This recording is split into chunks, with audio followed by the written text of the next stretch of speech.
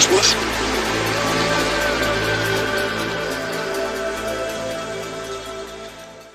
Hello, and welcome to Conversations with Dr. Stephen Greer. This is Dr. Greer, and I'd like to thank the folks at the World Cruiser Network for hosting us here every 2 weeks to bring you up to date with what we're doing with the Disclosure Project and the Center for the Study of Extraterrestrial Intelligence and the film we're working on and completing Sirius. So thanks to all you folks there for hosting us. And I'm very excited about who I have with us today.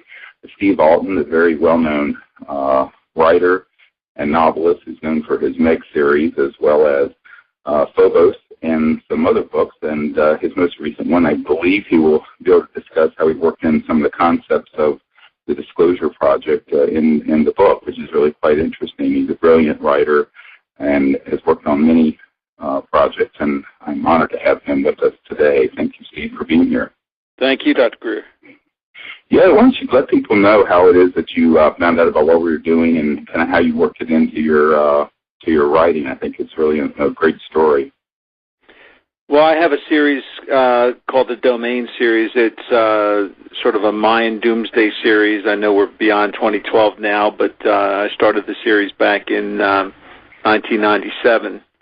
And Domain deals with the Mayan calendar and the hero twins, but it really deals with the fact that extraterrestrials have visited our planet before, and the knowledge that they've spread through different cultures, whether it's the ancient Egyptians who built Giza, or the Inca, or the Mayan, or the Aztec, or other ancient cultures, and as an attempt to try to explain not only how these structures were built, but the purpose of them being built. And so Domain, then Book 2, Resurrection, and then the final book, Phobos, Mayan Fear, delves into this extraterrestrial influence, and the hero of the story is the son of an archaeologist who was a expert on the Mayan calendar's doomsday prophecy, and the hero of the story is Michael Gabriel, who's when we first meet him, he's locked up in an insane asylum in Miami, trying to convince people that the world's going to end in the year 2012, which is a little difficult to do when you're diagnosed with paranoid schizophrenic.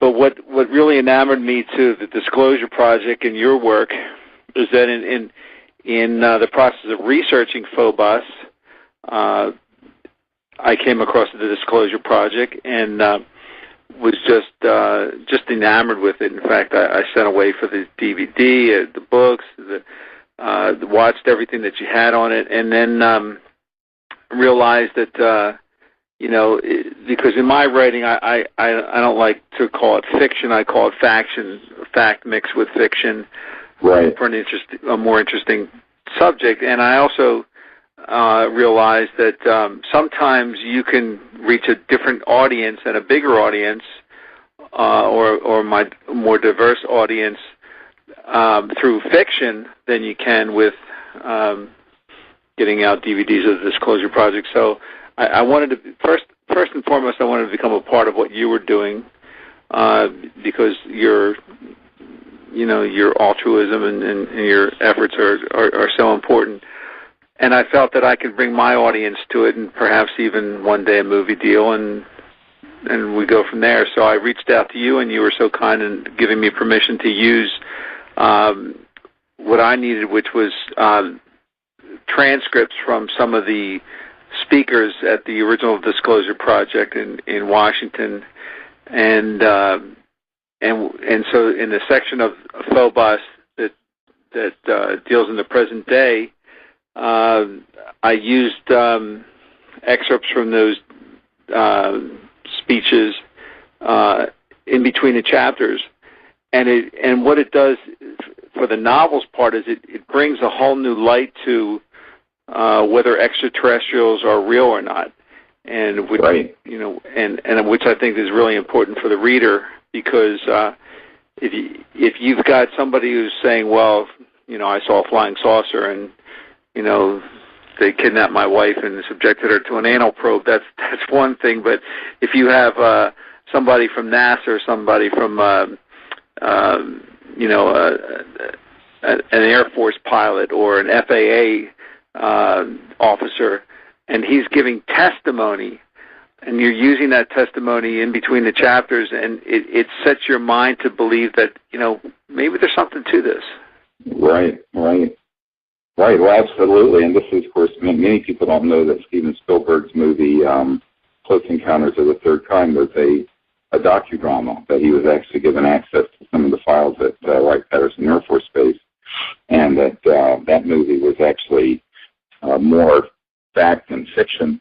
And in fact, I know two people who were at the White House screening with President Reagan for Close Encounters of the Third Kind, and Reagan at the end of the movie stood up and said, there are only a couple people in this room who know how true to life this movie actually is. And I've had that confirmed from two separate sources who were there. So this has actually worked its way into pop culture in a lot of ways like that, and over the years. And I really appreciate that you've put some of the disclosure project material in it, because what the disclosureproject.org has done, and most people don't even know this, is that there's a part that people can see that's been available, but then that's like the tip of this huge iceberg, and we're trying to figure out how to get the rest of it out, because we actually have right now over 500 of these sort of military and CIA and corporate whistleblowers who have information, and I've actually videotaped 110 of them. So if you look at what's even in the 600-page disclosure book, that's only like 69 people. So, because no one's going to read a 4,000-page book, right? So, and so it becomes this enormous archive. And so what we're trying to do now is that we put someone on full time to go through this archive and begin to load up these interviews, at least what I call the director's cut, up onto YouTube, and so people will be able to see this over a period of time. And of course, the film Sirius will sort of encapsulate all of this whole subject, including some of the concepts that we're not alone now, but we've never been alone. That there's been evidence that there's been advanced civilizations that have been involved with humanity since the beginning of recorded history. Well, I think what you're doing is so important, and I'll also think it, as we spoke before, it lends itself to TV too, and we're still trying to broach stations and producers to create some kind of TV series around what you're doing and actually use the testimonies in the series. That would be great. Yeah, anyone who for either. At some point, I'll tell you there are two things that need to be done. One would be a series that would really drill down for a few seasons on all the material that we've already discovered, but also to have a feature film that would be like Close Encounters of the Third Kind, but it would really be based on hidden truth, forbidden knowledge, which is a bit autobiographical.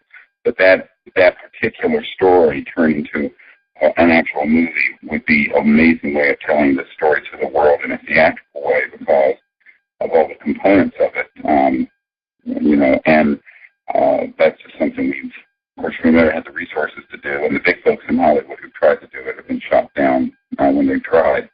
But that's another whole discussion of how media in Hollywood gets. You can do fiction, you can't do fact on this subject, and it gets killed. The studios kill it. So. Well, one of the other things I felt that was fascinating that also played into the work that I've been doing is two things really. The first is the energy factor that we need to get off of fossil fuels to advance as a society. That the extraterrestrials can provide us with that kind of information, and that it's being bottlenecked and really cut off by the powers that be. And right. As part of that equation is the military-industrial complex and their effects on society, and the whole ridiculousness of depriving the masses so that they can make a profit from these things, and also the timing of the extraterrestrials' involvement when it comes to testing of nuclear weapons. One of the factors in Phobos Mind Fear is that deals with the Large Hadron Collider in Geneva that's being used to smash atoms together at near light speed. Right. Basically hoping to recreate the Big Bang in what's, I describe as an ego-driven search for the Higgs boson, or what they call the God particle, which is kind of an ironic name for a particle that creates miniature black holes as an offshoot of it, any one of which can escape into our universe and grow larger. And one thing that one of my characters says in the books is that there's two things you don't want to do with an atom. One is to split it, which causes nuclear explosions. The other is to collide them at near light speed, which creates black holes. And I just feel that the extraterrestrial presence is trying to ward us off of this Pandora's box, and of course we continue to ignore it. Well, that's interesting because, Colonel Diedrich's and the people go to Disclosure Project, SeriousDisclosure.com. We have a site now where all these websites are integrated under one roof. We just launched it about a month ago. And it's SIRIUS, Disclosure.com. But there's a link there, and you can see that, people like Colonel Diedrichs and others who were involved in the early days, in the 50s and 60s, with nuclear weapons, that there was, in fact, he stated that there was not a single nuclear weapons facility or processing or storage area or site that had not had extraterrestrial vehicles that had been seen investigating what we were doing. And there was a man in British intelligence who told me that basically when the first atomic bomb went off, we sort of put a big red flag over the planet that said, look, these folks are in trouble because they've gotten to this level of understanding physics and the building blocks of the universe, but they haven't evolved spiritually or socially to where they won't turn them into weapons of mass destruction. And this is a existential threat, of course, to humanity. But I think, because I know what has been placed in classified programs that have to do with so-called scalar or longitudinal weapons, that they're actually go at multiples of the speed of light, which is conventional physics is not possible, but of course it's possible. UFOs are here, they're not getting here at some luminal velocity. If it's not catching the speed of light, it takes too long. But that when you have those sort of technologies, but then you weaponize them, you've really got a problem. So, so much of it is based in the consciousness of sort of this primate tribal mindset of, my God is better than your God, and my economic theory is better than your economic theory, and my skin color is better than your skin color. We're going to blow each other to pieces. Well, when we just had maces and muskets and stuff, it was one thing to behave that way. But when we have these kinds of technologies, it's a real problem, and I think the ETs know that. And I've often told people, people get fascinated with this idea that somehow the ETs are a threat to us. I said, look, if you have any idea the physics involved in interstellar travel, if they were hostile, we would know it. And it had been the point set match at the Trinity site in 1945, where we detonated the first atomic bomb. The fact is, they're obviously not hostile, but they're very concerned, as witnessed by these military guys who've seen these ET craft at all these nuclear weapons facilities, about our hostility. So in our typical anthropocentric way, we always project onto others what we have within ourselves, but collectively. So that's why the movies that are coming out of Hollywood have all been all this rubbish, like Battle Los Angeles and Independence Day and whatnot. But in reality, I think a movie needs to be made that shows the human condition for what it is. You put a big mirror up in the sky and say, look at what we are doing to the planet. Look at what we're doing to each other. It wouldn't any civilization that has been watching us for that millions or thousands of years go, oh my God, this is getting to be a problem. Because not only are we weaponizing these technologies, which can be used for peace, we're also, withholding really beautiful electromagnetic systems that could keep us from destroying the biosphere and eliminating poverty and suffering on this planet. So this is a commentary that's not very attractive, unfortunately, on the human condition that we need to collectively correct. And this is one that's going to be featured in this film, this crowdfunded film. By the way, this film is now the biggest documentary crowdfunded film in history. That will show all of these elements around the issue of UFOs and ETs and new energy systems. And I actually do have an announcement to make about that. I'd like to invite you, Steve Alten, and others to come to the premiere. It is going to be on Earth Day this year, April 22nd, in Los Angeles at LA Live. And you can go to SiriusDisclosure.com, that's SIRIUS disclosure.com, and sign up for that. The theater, well, they say it's the biggest venue for premieres in LA, but it only holds 809 people. So we suspect it's going to be oversold. So we may do we're looking into doing a live streaming event also. We're going to have some really great celebrities there and other folks. So, but if you'd like to come to the premiere, and Steve, if you'd like to come, you can come as my guest. I'd be honored. And one of the things that I think is so intelligent about what you're doing is that, that with the financial crisis, they coined a phrase, too big to fail. Yeah, right. But with this, I think you have to become too big to be ignored. Correct. And you're doing it. You're doing it logically. You're doing it philanthropically. You're doing it in all the right ways. But just to get back to one of the things that you just mentioned about the ETs and the effects on nuclear, the danger to ourselves and the red flag for our planet. I was mentioning that I have the series Domain and one of the books, Resurrection. I just wanted to read you a passage from it because it fits in perfectly to what you're saying, and that is that futurists had defined 3 categories of evolution for human civilization. Type 1 civilizations are those that master all forms of our home world's energy resources. That includes everything from mining the oceans to tapping the planet's core to modifying the weather.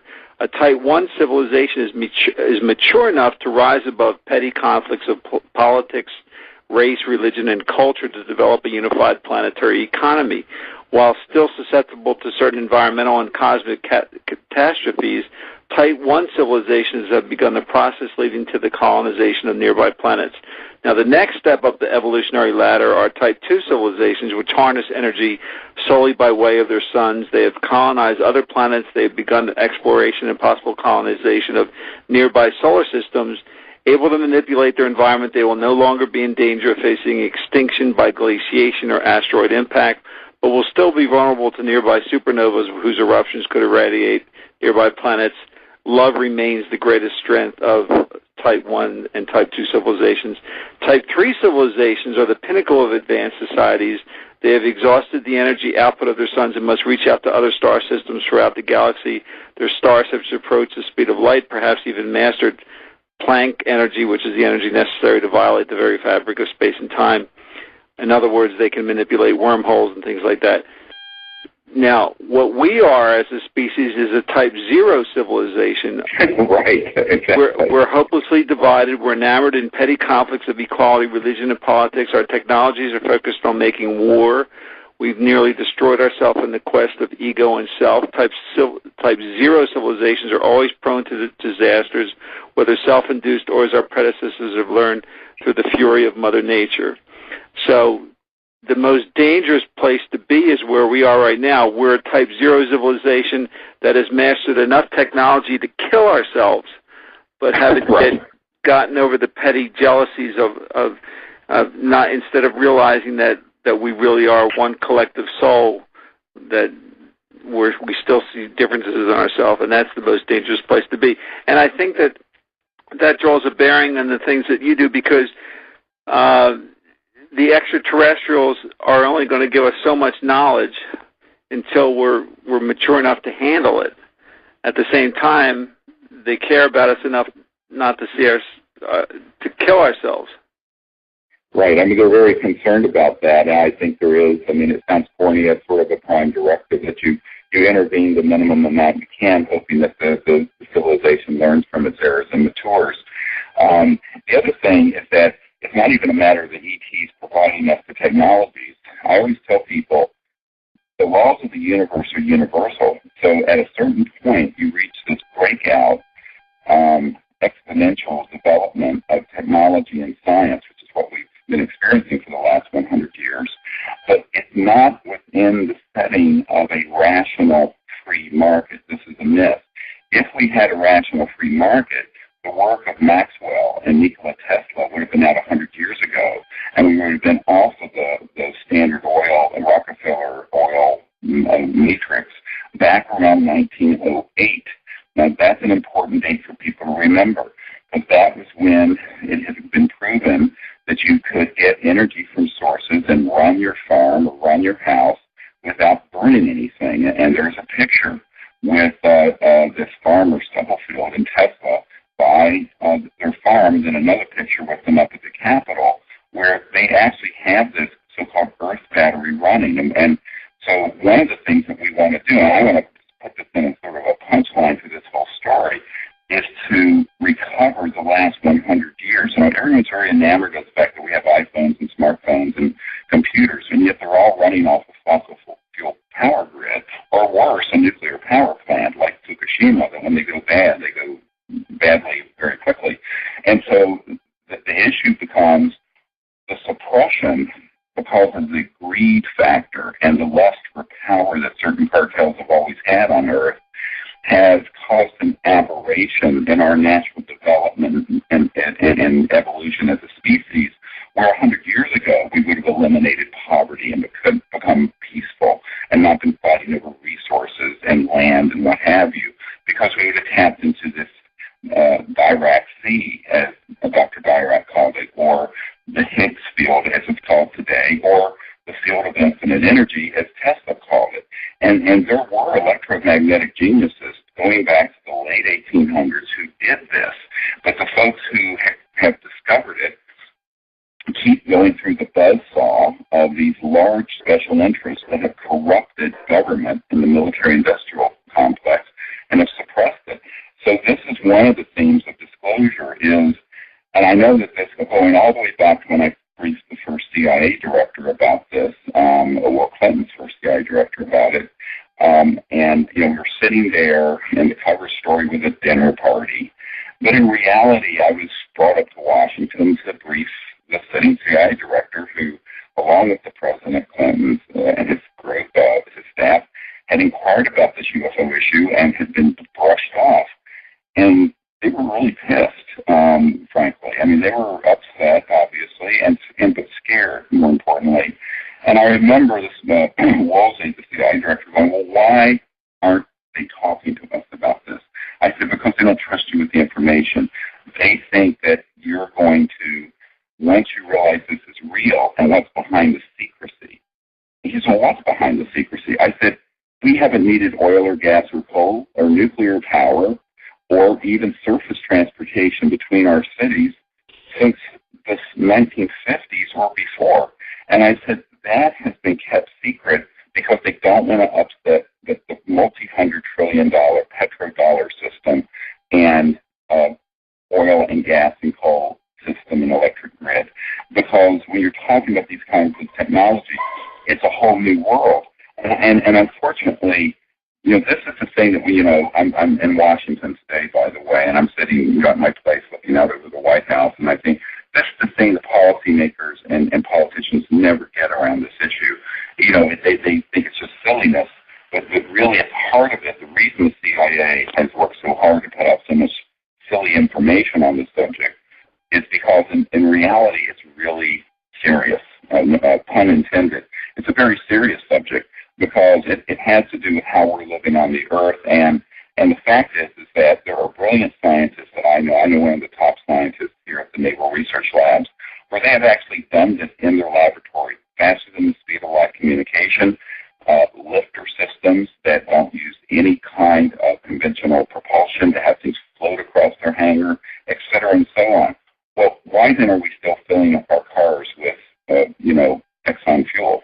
And this is a very serious issue, and it has to do with not only our future, but how we're going to come together now as a people and say, it's enough of this nonsense. We need to understand the foundation of the secrecy, and the only way to, I hate to say this, overthrow it is it's a peaceful revolution where the people come together and say, we're not going to do this anymore. So, 100% of the proceeds of this film series, by the way, are going to go into a new energy laboratory fund, so we can build up a laboratory where these scientists that I've identified over the last 20 years can safely work on these systems and bring them out fairly quickly to the public, because I don't think it's going to come out through Lockheed Martin or the National Security Agency. It's going to come out through an effort from the people, and that's kind of the average person needs to understand that this is something that they can do that will really make a difference.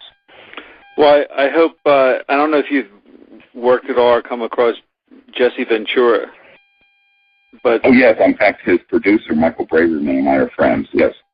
Because, he has a voice and a political stance that would be conducive to the things that you've just mentioned, because I think unless we become with a multi-party system and get away from the two-party system, there's no room for new ideas like this.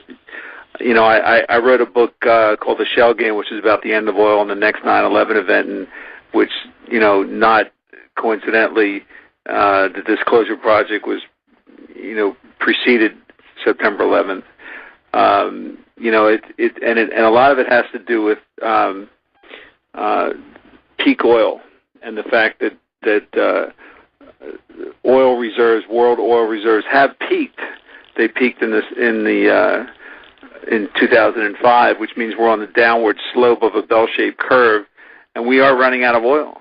And unfortunately, our politics, our politicians' solutions to those things have been to invade Iraq and invade Afghanistan, and to try to manipulate the pieces on the chessboard for the final last world oil reserves, which are all, unfortunately in the Middle East.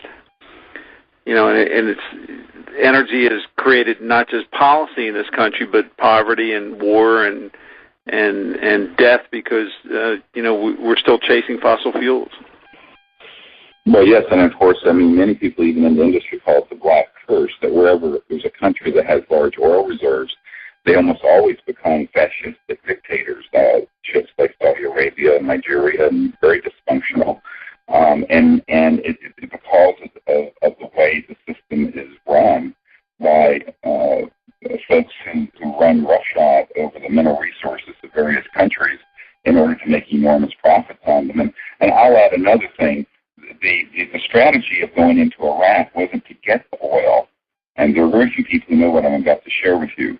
It was to tie it up. So oil would go from $35 a barrel to $150 a barrel, because they were about to lift sanctions on Saddam Hussein, who was no angel by any means. But if they had lifted those sanctions right before we invaded Iraq, they were considering doing that. Russia was, France, the Security Council. And if they hadn't hoaxed all these weapons that he allegedly had that he didn't have, where we could justify that invasion, oil would have gone back down to the Clinton era realm, where at some points it hit $12 and $18 a barrel. Instead, they went in there, made a mess of the situation, tied up the oil reserves, destroyed the infrastructure, which to this day isn't functioning properly, and therefore created this metered release of oil so that the price of oil can be staying up at around $100 a barrel instead of $20. So people have to understand that there are folks who have vast amount, and I was talking to an investment banker, and she was talking about, I've done $4 billion deals. I said, no. We're talking $600 trillion. Forget about your $4 billion deal. You're talking about folks who have such enormous wealth and power. This is how they're playing this on a chess game. And so that $1 trillion Iraq disaster was really about creating enough chaos in the world that second largest oil field on earth would get so dysfunctionally tied up in the war that prices would skyrocket. And of course, Carlyle Group and the Saudi oil, which they're pumping out of the ground at about $2 a barrel or less. What a great profit margin there. But meanwhile, the atmosphere. And I think this is less about how much oil there is in the world, because I understand there's classified studies that show there's a lot more than people think and hard to reach places.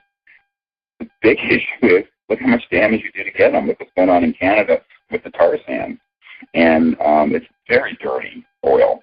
And so the question becomes, when we have these other solutions, why are we putting trillions and trillions of dollars into those efforts? Or even why has our Department of Energy during the last couple of years put $100 billion into loan guarantees for the nuclear power industry, which is, of course, since the Fukushima disaster, it has shown everyone how very brittle and dangerous those systems are. Well, it all comes down to money, unfortunately, and until we're still enamored by the whole dollar, we're not going to push ourselves into a type 1 civilization. We'll just continue to stay a zero. Yeah, and the civilizations that are visiting us are beyond type 3. So, in other words, they're at a level where they've been moving around the cosmos faster than the speed of light, going through what are called transdimensional physics. And this is another whole area of discussion. But it has nothing to do with wormholes. It has to do with you can take anything and create a high voltage signal around it, and that object will appear to disappear in front of you, and it will have blipped into another dimension, and then it can relocate on another point in linear space-time without going linearly. It goes non-linearly. So this is the kind of physics that there are folks on my team have worked on, and obviously any of these sort of breakthroughs in science can be weaponized, and therefore the question becomes, how are we going to move on unless it's a chicken egg? We've got to bring out the first level of these energy generation systems so that we eliminate the poverty and the inequality and injustice in the world, which is the root of conflict. Then we have to figure out how to live together peacefully. So the really advanced, amazing technologies that have been discovered through the study of extraterrestrial vehicles and the ones that we have unfortunately shut down and gotten access to, those technologies really are quite amazing, and I understand them. The problem becomes you can't release those to a world that's been 100 years delayed in its social and spiritual evolution because of this other problem. So the aberration of greed and centralized control.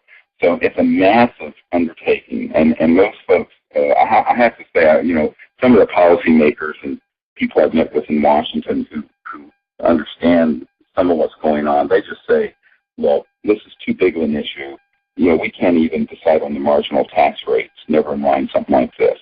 And so I believe that actually it isn't going to be politicians, it isn't going to be corporations, it's going to be a group like ours that gets together and gets enough people behind it. And we do this in plain sight. I mean, one of the big mistakes that inventors and scientists have made is that they try to do this secretively. Well, if you do it secretively, you're playing to the power of the folks who have mastered secrecy. What you need to do is do it in a very disclosing way, very open way, and I think that's what we have to do, not only with all the information we have on the UFO issue and ETs, but also on these technologies. I think the development of them needs to not be a Silicon Valley secret project. It needs to be very open and very well known what we're doing with millions, if not billions of people as stakeholders seeing that. And this is what we want to do with this film series, is to bring that idea to people.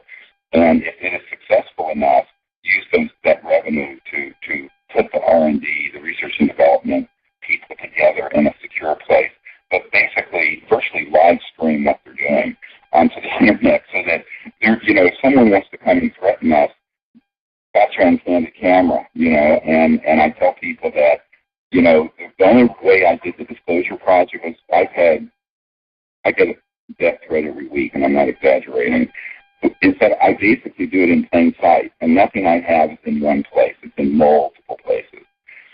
And so when you do something like this, you've got to understand that what they don't want to do is step onto the dance floor and have a billion-watt spotlight hit them. These sort of nefarious, secretive folks who are kind of like vampires that only come out at night. And I think that the way to deal with that isn't through some kind of conflict. It's through just speaking the truth and staying in that and doing it, however, very openly and fearlessly, because otherwise they're going to take you out. And I have seen so many brilliant inventors who've been shut down because they were one person doing it alone in their lab, secretively, and that is the most dangerous way to deal with this issue. You got to come together as a large number of people, which is what Disclosure Project did. I put dozens of these top secret guys no one really knew who they were until we popped it and brought it out. And I think that's what we have to do now with these science and technologies and get the public behind it. Well, I agree. Like I said, I think you have to become too big to be shut down. Right. If you hang out in your lab, you're going to be shut down. But if you have to change the equation from, instead of covering up the information, to you have to make it to the point where if you don't get involved, then somebody else is going to get involved. Whether it's the Chinese or the Russians or the Japanese or, India or some other nation is going to get involved. So you sort of have to accept, well, the cat's out of the bag now. Do you want to control the cat or not? Right, and what they really tried to do, of course, a lot of conspiracy theorists didn't like the timing. We did the National Press Club event with all these witnesses, and 4 months later, 9/11 happened. But what's interesting is that it didn't change anything. In the last decade, there have been 14 countries that have opened up their archives on UFOs, from China and Great Britain to Denmark and Chile. And so what you find is that this is going apace. It's going to continue to happen. And in fact, the majority of people in the world believe that the UFOs are real and someone's hiding something about it. The studies consistently say somewhere between 50 and 70%, depending on the study and how the question is asked. So what we have to do, though, is connect the dots of what's behind the secrecy and what are they really hiding. Is it ET or is it something else? Is it how ET got here? Is it, is it science? And what people have to understand is that, just these UFOs that we have great video and photos of and that these pilots have tracked, they're not zipping around, skies going 40, 50,000 miles per hour and making right-hand turns without decelerating using a jet engine or a rocket. And one of the things that I always remind the public of is that our electric grid is from the late 1800s. Your car engine is from Mercedes from, 1888 or 1890 something. The jet engine was 1930s. And rockets was Werner von Braun in the 1940s for Adolf Hitler. So everything that's been developed in the way of energy and propulsion since the 40s is in a black box. And that's the problem. Well, one of the, when I wrote the Shell Game, I also got some death threats and some other types of threats. And one of the things that what I've learned is that the CIA uses something called COINTELPRO that they, rather than try to fight the system or the information coming out, they try to taint it, so that if you want to ruin a gallon of white paint, stick a blob of red in there, and then it turns everything pink. And so, for instance, with the whole 9/11 issue was Bush involved, was Cheney involved, what was the truth behind 9/11? The 9/11 truthers were tainted by the CIA coming in and planning ridiculous stories along with the real stories, and that destroys an entire movement. And so you need to be careful about that, because that's already happened with extraterrestrials, with the anal probes and the. Oh, sure. That's 90. You're right. It's about 90+% of all information on this subject is embedded information. I even know who it's coming from and how they're doing it. In fact, I've had meetings with folks at the CIA, and we talk about this. In fact, there's a PhD scientist. And so folks have no idea how much the information nexus on the UFO subject is mostly not the pure oil, but sort of this tainted information. And, it's interesting. There's a guy who used to be the right hand to General Odom, who was head of the National Security Agency for years. And he says, yes, we have a term for that, DDT. So I said, what? This is a chemical. He says, no. He says, DDT is that you set up, if someone's doing something, so you put something in there that becomes a distraction and a decoy but it's filled with false information, and it trashes the entire subject. And we call it DDT. And I said, yeah, well, you guys are very good at doing it. He says, oh, yes. And so, and so most of what you see in the media, and it comes out of Hollywood. And by the way, this is why we fiercely wanted to keep this film serious, independent. It's an indie film, and even our publicist, Jim Thompson, who used to represent a lot of big stars in Hollywood, he has a firm called NDPR, and he's going to be working with us on the PR angle, because we feel like we have to be very careful, because if we're not, these folks who have embedded assets all over the place in Hollywood and in the media are going to start sticking nonsense in.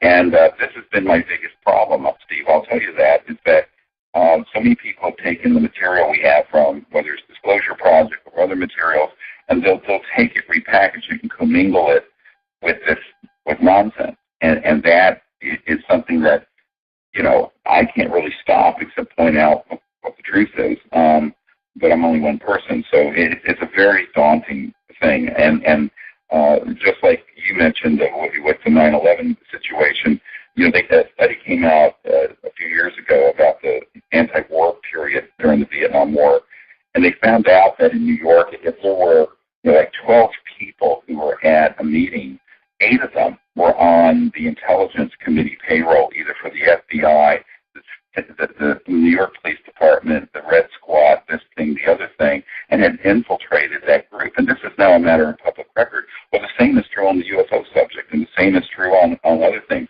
is that they basically put people in there who match up well, and they become a vector or an entry point for disinformation, false information. And it is a very, very big problem when you're dealing with something that they really do want to keep secret, is that it's kind of hidden in plain sight, but trashed with all this false information, as you very wisely point out. Well, I think, the suggestion is with the Sirius site, there needs to be a place there that sort of becomes,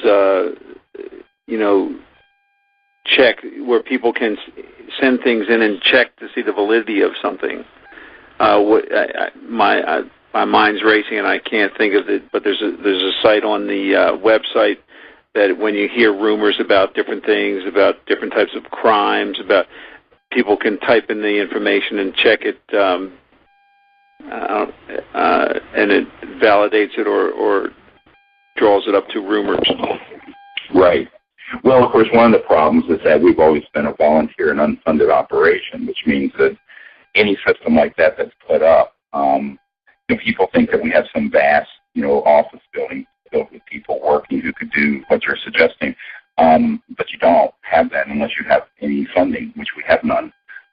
So basically, I funded it, and there are a few people who funded it, but we really have no resources for that. We hope that could change. The film, one of the things we hope the film will do is cause people to realize that this is a subject that needs to be pulled out of the sort of the orphan status and moved up to where it's supported properly, so that what you're suggesting could in fact be done and properly staffed, and that the energy project, I had someone say to me once, your budget is really very low to create a high energy physics laboratory. I said, yes, it is. It's only $6 to $10 million. I said, but that, if you don't have it, you say it's not a lot, but when you go to conventional funding sources or to the people who usually do this kind of research, they'll say, oh yeah, you need at least that or more for a 2-year period to do a study.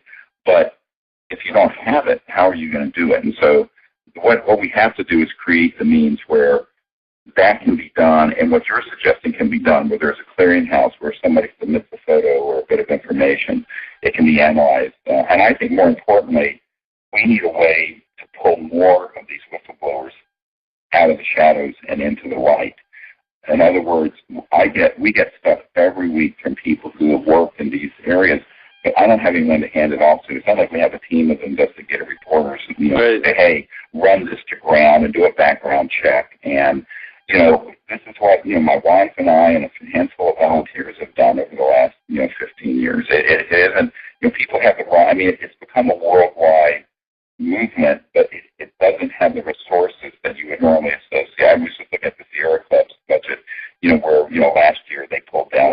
$10 million. Well, what are they doing? What they need to do is take 10% of that and put that into a new energy lab. That would fix the environmental problems they're looking at that we'd be off of oil and gas and coal.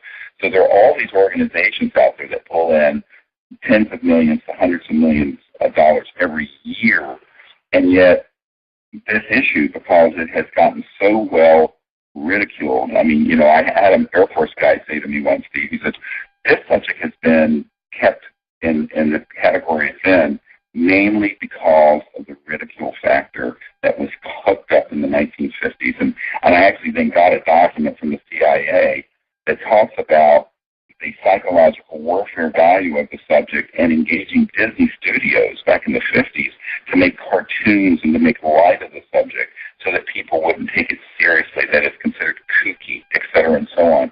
So this was done 60 years ago.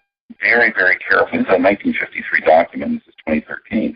So for 60 years, there's been a very well-crafted counterintelligence, disinformation nexus. But a lot of it is just putting absurd stuff out there that just turns rational thinking people off. And, I have to say they've done a very good job at doing something rather nasty. But then again, so did the Third Reich. And so you're dealing with people. People say, oh, well, these people are really all dumb. I said, no, they're not. They're just maniacal and, frankly, rather evil. But it doesn't mean that they're not good at what they do. They're quite good at what they do. Well, again, and you're going about it the right way. You needed to get it to the public's attention and then have the public demand of the representatives to fund this kind of legislation, and bring it to the forefront of technology. With your serious, with the documentary's debut, are you planning events that similar to the Disclosure Project back in 2001? Well, they won't be like that, but they're going to be a series of premieres and, of course, interviews and press events that this publicist is coordinating with us. And, of course, a lot of this is just limited by budget. It was crowdfunded, and we don't have you usually get what's called a print and advertising budget that's many times what you put into the film, or as much as what you put. We don't have that.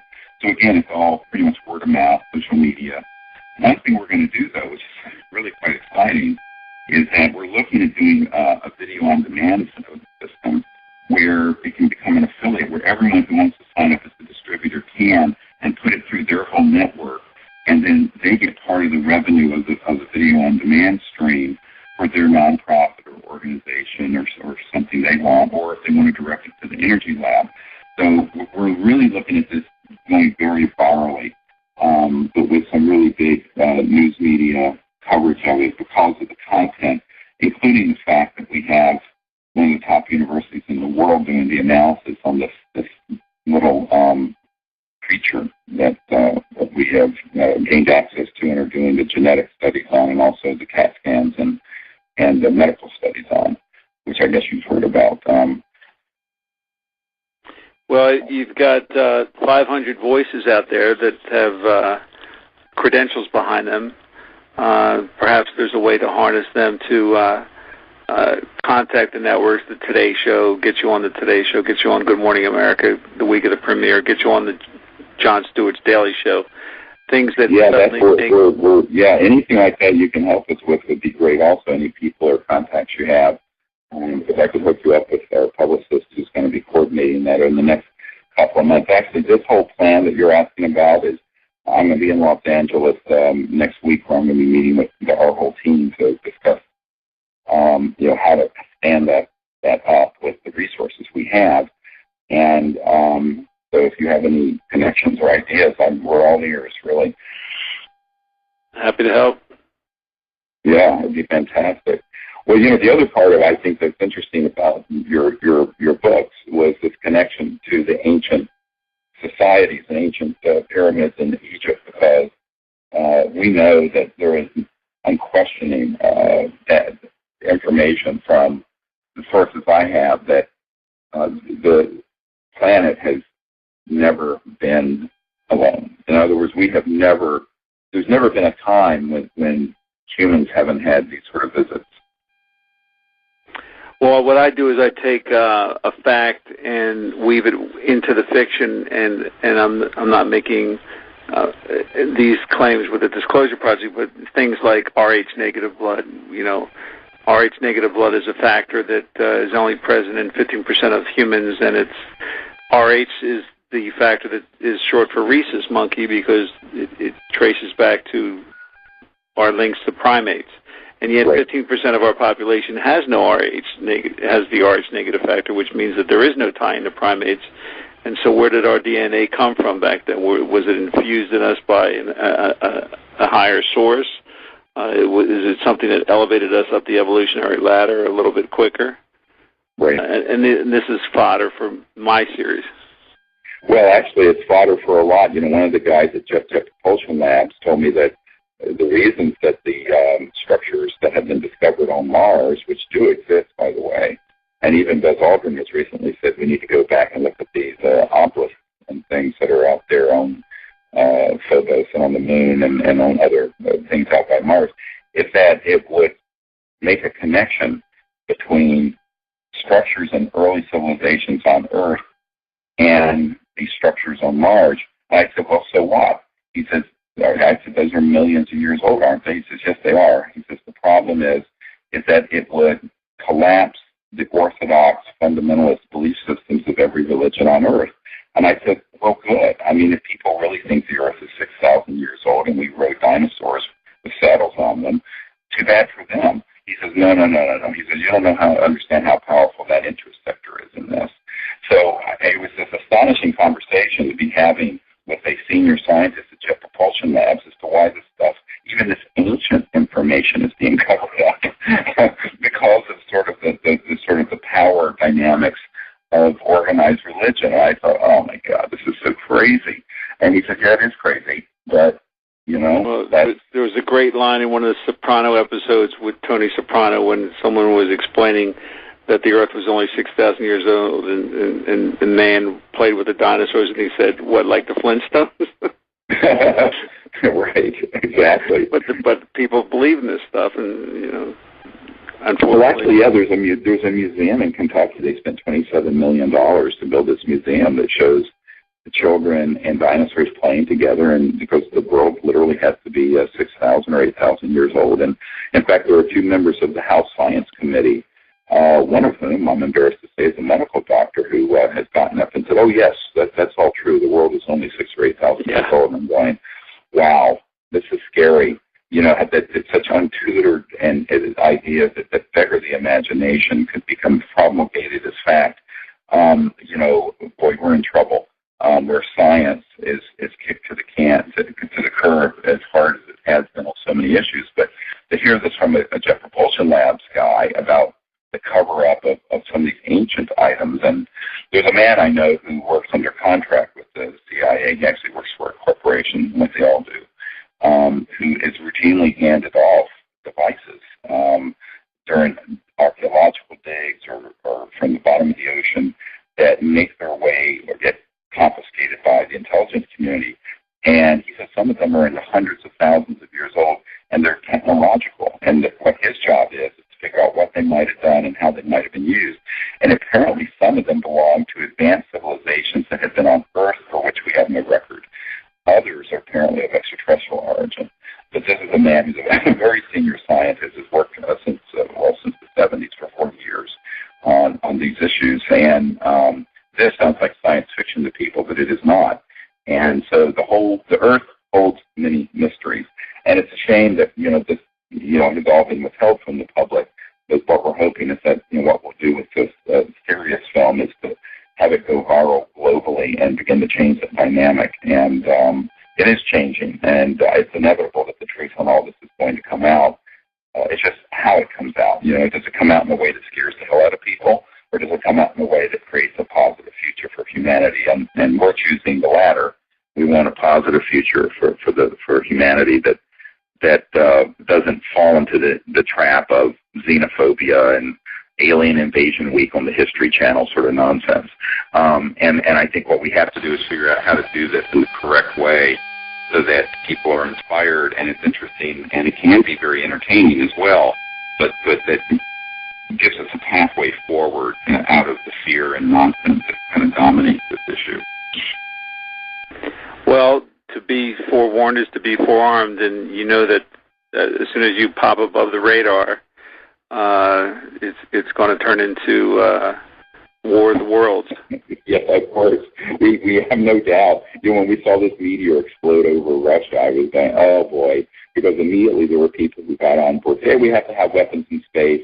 We have to, So, and Werner von Braun had predicted that first would be the Cold War, then there'd be global terrorism, then there'd be threats from space from asteroids and meteors, and then they would pop the alien threat hoax, and that they would hoax an alien threat. And in fact, one of the men on my team had been on an interagency panel in 1974, now this is almost 40 years ago, where they were planning how to use man-made flying saucers. So we've had anti-gravity devices since the 50s, fully operational, and to do some things that would hoax what would look like an ET attack when it wasn't. And when he learned of this, he was so appalled.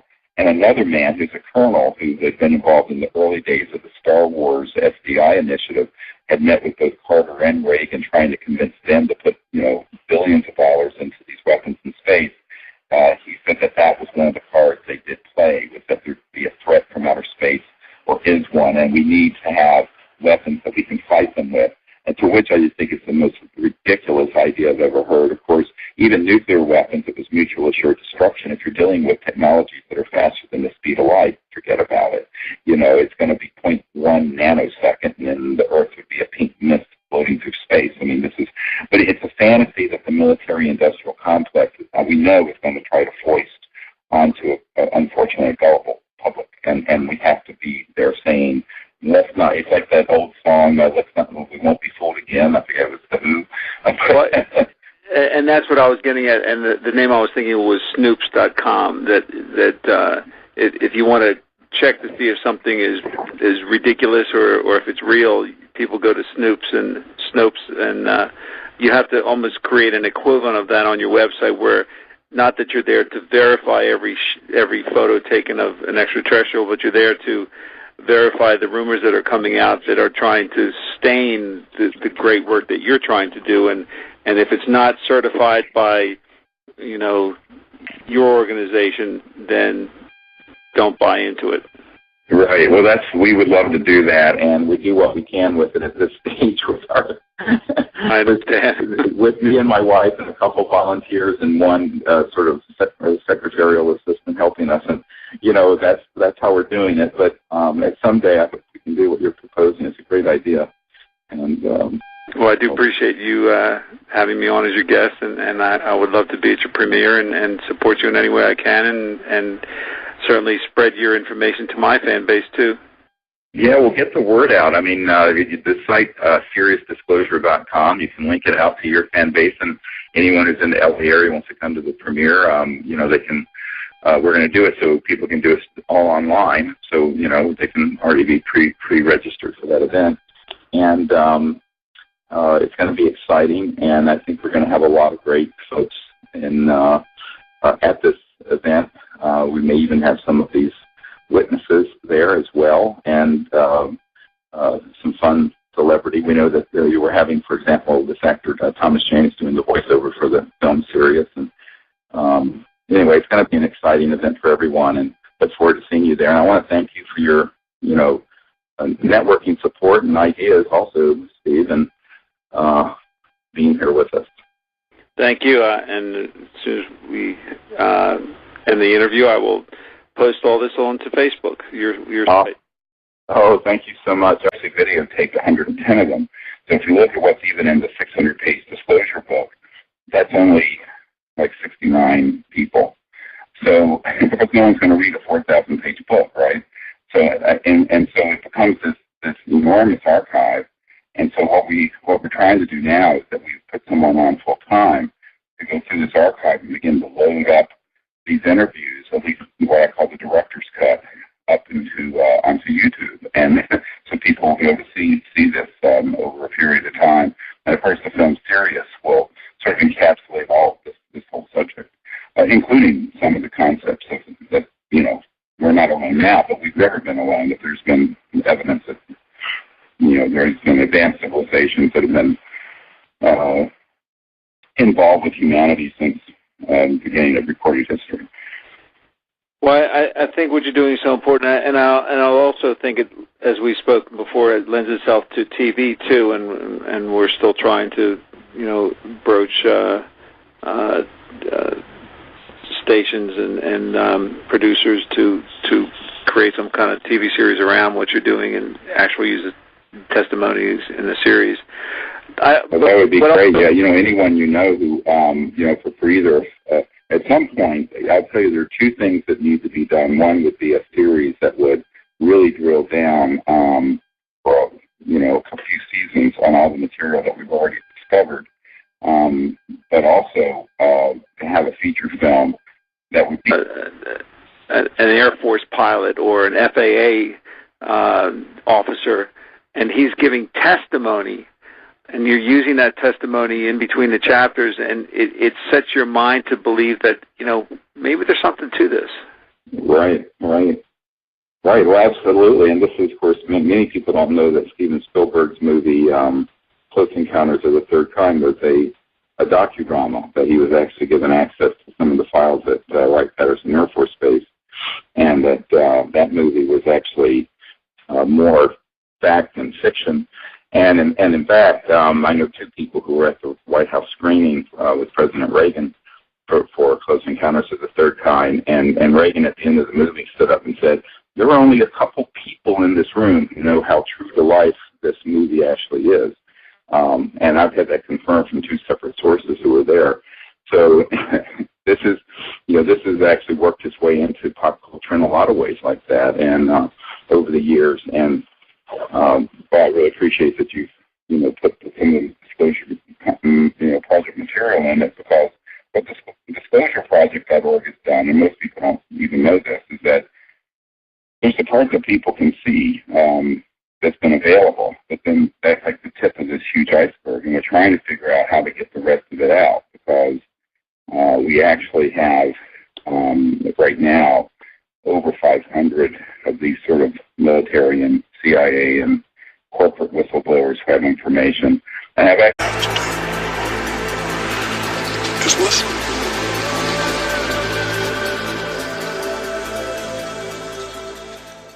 Hello, and welcome to Conversations with Dr. Stephen Greer. This is Dr. Greer, and I'd like to thank the folks at the World Fusion Network for hosting us here every 2 weeks to bring you up to date with what we're doing with the Disclosure Project and the Center for the Study of Extraterrestrial Intelligence, and the film we're working on and completing Sirius. So thanks to all you folks there for hosting us. And I'm very excited about who I have with us today.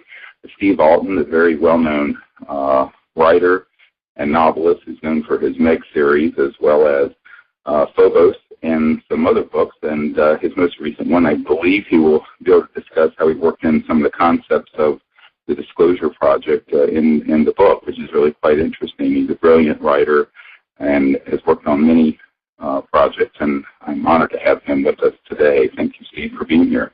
Thank you, Dr. Greer. Yeah, why don't you let people know how it is that you found out about what we were doing and kind of how you worked it into your writing. I think it's really a great story. Well, I have a series called the Domain series. It's sort of a Mayan doomsday series. I know we're beyond 2012 now, but I started the series back in 1997. And Domain deals with the Mayan calendar and the hero twins, but it really deals with the fact that extraterrestrials have visited our planet before, and the knowledge that they've spread through different cultures, whether it's the ancient Egyptians who built Giza, or the Inca, or the Mayan, or the Aztec, or other ancient cultures, and as an attempt to try to explain not only how these structures were built, but the purpose of them being built. And so Domain, and then Book 2, Resurrection, and then the final book, Phobos, Mayan Fear, delves into this extraterrestrial influence, and the hero of the story is the son of an archaeologist who was a expert on the Mayan calendar's doomsday prophecy, and the hero of the story is Michael Gabriel, who's when we first meet him, he's locked up in an insane asylum in Miami, trying to convince people that the world's going to end in the year 2012, which is a little difficult to do when you're diagnosed with paranoid schizophrenic. But what really enamored me to the Disclosure Project and your work is that in the process of researching Phobos, I came across the Disclosure Project and was just enamored with it. In fact, I sent away for the DVD, the books, watched everything that you had on it, and then realized that because in my writing I don't like to call it fiction. I call it fact mixed with fiction, right, for a more interesting subject. And I also realized that sometimes you can reach a different audience and a bigger audience, or my more diverse audience, through fiction than you can with getting out DVDs of the Disclosure Project. So I wanted to first and foremost, I wanted to become a part of what you were doing, because your altruism and your efforts are so important.